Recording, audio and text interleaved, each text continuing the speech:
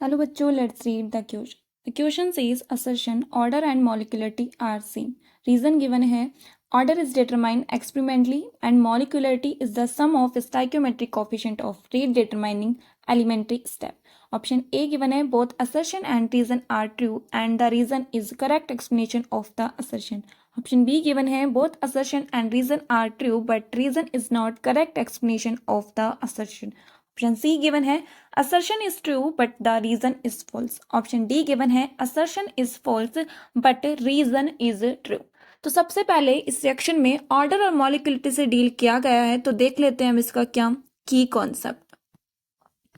की कॉन्सेप्ट इसका क्या बन जाएगा कि ऑर्डर को हम कैसे रिप्रेजेंट करते हैं। तो सुनो, ऑर्डर आपके पास एक एक्सपेरिमेंटल क्वांटिटी होती है, ठीक है, ये एक्सपेरिमेंटल डिटरमाइन की जाती है और ये हम क्या करते हैं, इसको किसी भी रिएक्शन के लिए हम ऑर्डर कैसे लिख सकते हैं। तो देखो, उसके लिए रेट लिख लेते हैं हम सबसे पहले। रेट इज इक्वल टू के ए की पावर एन, और ये जो एन है ये होता है आपका ऑर्डर, और ये जो एन है ये होता है ऑर्डर, और ये डिटरमाइन कैसे किया जाता है, डिटरमाइन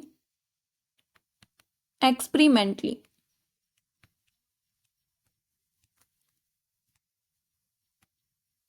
ठीक है, सेकंड था क्या, मॉलिक्यूलरिटी। सेकंड हमारी क्या, मॉलिक्यूलरिटी। तो देखो, मॉलिक्यूलरिटी जब भी आप लिखते हो, पहली बात ये एलिमेंट्री स्टेप्स के लिए लिखी जाती है, ये सिंगल स्टेप रिएक्शंस के लिए लिखी जाती है।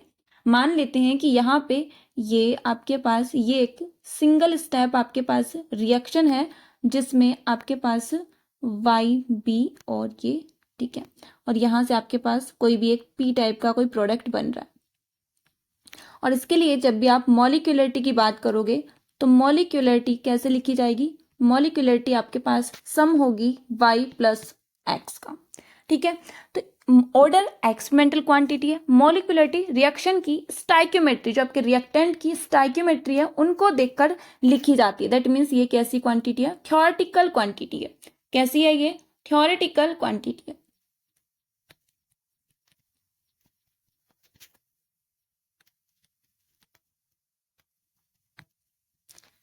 पहली बात तो ये। सेकंड बात, ऑर्डर आपके पास मॉलिक्यूलरिटी के इक्वल कब होती है, ऑर्डर मॉलिक्यूलरिटी के इक्वल तब होता है जब आपके पास रिएक्शंस कैसी हो, कॉम्प्लेक्स रिएक्शन हो और जिसमें भी आपके पास स्लो स्टेप ऑलरेडी गिवन हो।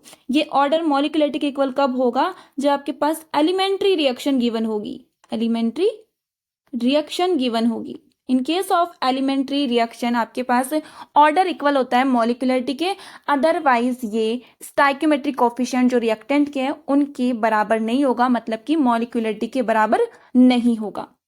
देखो, order and molecularity are same, नहीं, ये सेम हो भी सकती है, नहीं भी हो सकती। सेम कब होगी, जब आपके पास एलिमेंट्री रिएक्शन गिवन होगी या फिर कॉम्प्लेक्स रिएक्शन में स्लो स्टेप गिवन होगा।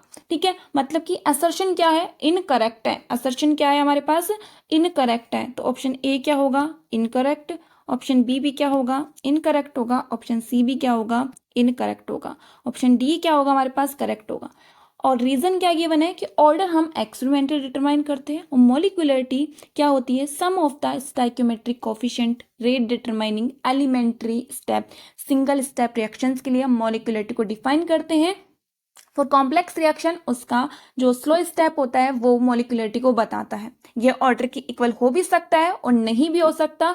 कब हो सकता है, जब एलिमेंट्री रिएक्शन गिवन है, और कब नहीं हो सकता, जब कॉम्प्लेक्स रिएक्शन गिवन है। तो यहाँ पे अगर मे बी और मे नॉट भी सेम होता ना तो असर्शन क्या होता हमारा, करेक्ट होगा।